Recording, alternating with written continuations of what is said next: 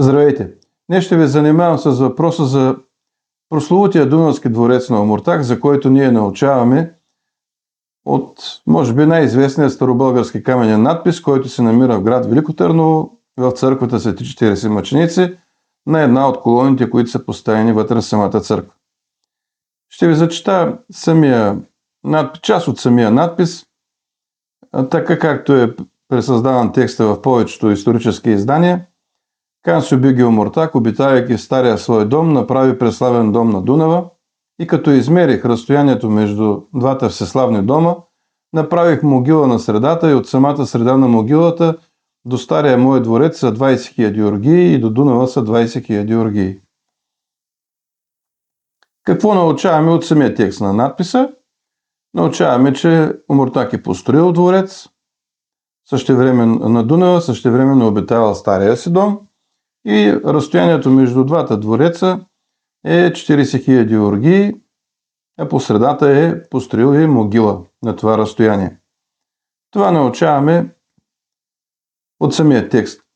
Сега основният въпрос ще бъде: къде се е намирал този дворец на Омуртаг, на река Дунав?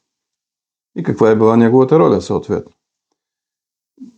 Мнозина академични историци според мен започнаха да търсят двореца на Омуртаг къде или не, изхождайки от изключително неправилната хипотеза тяхна, дори бих казал, че то се е направо аксиома за тях, твърдение, което не го доказват, но го приемат за вярно, че Омуртаг е живял в Плиска. И съответно Дунавския дворец пък е бил Малък Преставец, Силистра, Пъйкало, Суаре и къде ли още не. Но мисля си, че тези академични твърдения, не бих казал, че дори са изследвания, не почиват на никаква изворова база, а са чисто и просто едни голословни твърдения, нито почиват на картография, на нищо просто. Затова аз ви предлагам следния вариант, изхождайки от самия текст. Към него ще прибавим текстове, които са ни дали възрожденските ни историци, например Паисий Хилендарски, и трябва да се работи и с карта. Аз в момента няма да работя с карта, само словесно ще обясня част от отговора на въпроса. Къде се е намирал Дунавския дворец на Омуртаг? Всеки един от вас работи с Google, има приложения, в които, влизайки в телефона си набързо, може да удостовери дали това, което говоря аз, е вярно или не. И така, първият въпрос: къде е бил стария дом на Омуртаг? Ами вижте, първо колоната се намира в Търново. Следователно, логично е, като тя се намира в Търново, Омуртаг да е живял там.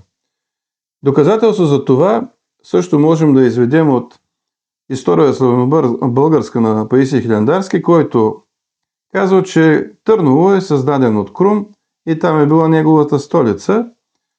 И най-логично е Муртагон, както той нарича Омуртаг и го посочва като брат на Крум, също да е живял в Търново след управлението на Крум, когато той става български владетел. Освен това, има и други възрожденски историци, които посочват, че именно Търново е бил градът на Крум. Христо Даскалов, доктор Христо Даскалов, даже ни посочва едно предание, в което се говори наистина, че Търново води началото си от цар Крума, а Паисий съответно казва, той най-напред за Крум става въпрос, съградил Търново, 3 крепости между реката Янтра и тук поставил царския си престол. Следователно, самото наличие на самата колона с надписа в Търново, а и сведенията, които получаваме от Паисий Хилендарски и другите ни възрожденски историци, говорят, че Омуртаг е обитавал Търново, т.е. стария си дом. И сега можем абсолютно по елементарен начин да подходим по въпроса къде се е намирал Дунавския дворец, защото тук става въпрос чисто и просто за картография, нищо друго. Т.е. да работим с карта. По отношение на 40 000 оргии, които е разстоянието между двата двореца, въпросът стои така, че имаме два вида оргия. Малката е 1,78 метра, а голямата е 2,13 метра. Следователно, разстоянието между двата двореца може да бъде минимум 71 км и максимум 85 км. Тоест в този отрязък трябва да търсим Дунавския дворец на Омуртаг. Най-лесният вариант е, пак казвам, да работим с картата и ето го моя отговор, който е, че дворецът се е намирал в Свищов, днешния град Свищов, античния град Нове. Нове се е намирал на 4 км, на 3-4 км страни от Свищов. Разстоянието между Велико Търново и Свищов в днешно време е 79 км, т.е. попадаме в този диапазон. Свищов да бъде в Свищов, днешния Свищов да се е намирал или в неговите околности Дунавския дворец на Омуртаг. Освен това, трябва да се припомним отново Паисий, който, за съжаление, всички познаваме като възрожденец, но не го четем като историк, а се го представяме само като един писател по-скоро. Паисий не случайно посочва, че една от 5 столици на България е била Свищов. Т.е. там сме имали царски дворец, според Паисий, и ето го още едно доказателство за това, че Дунавския дворец на Омуртаг се е намирал или в самия град, днескашен Свищов, или в някъде наблизо около античния град Нове. Защо е бил необходим този дворец на Омуртаг?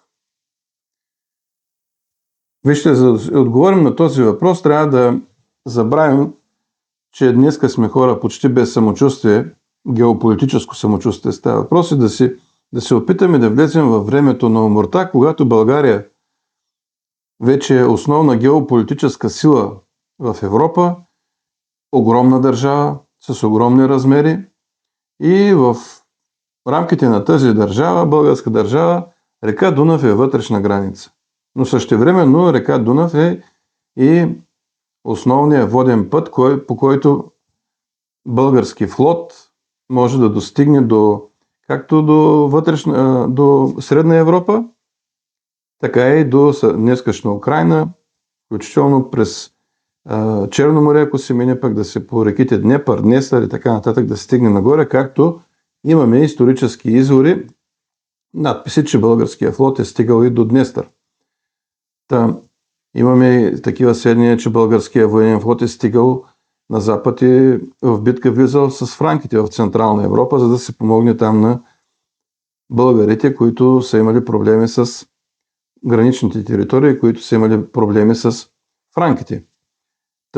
Свищов е едно изключително изгодно място, горе-долу в средата на този, да го нарека, Дунавски регион, който е трябвало да контролира българският владетел, съответно с военния си флот, същевременно и да разполага и най-вероятно е използван и търговски флот, тъй като това е най-логично, след като имаш такъв изключителен воден коридор, да се възползваш от него.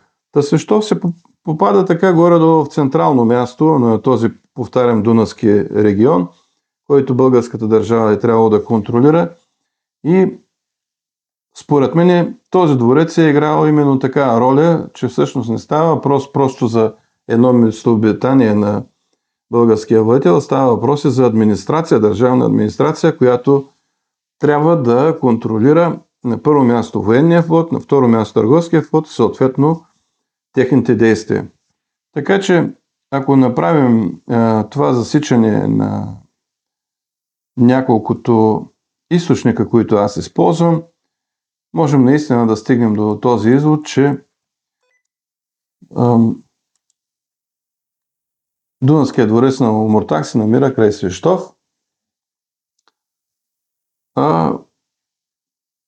Въпрос, ако се поставим такъв, за да извлечем максимално историческо съдържание от текста на надписа, къде се намира средата на това разстояние, според мен тази среда е попадала в землището на село Обединение, община Полски Тръмбеш. И там в момента можем да кажем, че има средновековни следи в няколко местности: Кощра, Иалията и Трите могили. Така че аз се опитах да ви изложа работа с няколко исторически извора от български произход за това къде е живял Омуртаг, откъде е управлявал българската държава и откъде е управлявал българският държавен Дунавски флот, бил той военен, бил той търговски. С това мисля, че съм достатъчно ясен и достатъчно обективен, за да отговоря на въпроса къде се е намирал прословутият Дунавски дворец на Омуртаг, за който той говори в надписът, който се намира в град Велико Търново в църквата Свети 40 мъченици.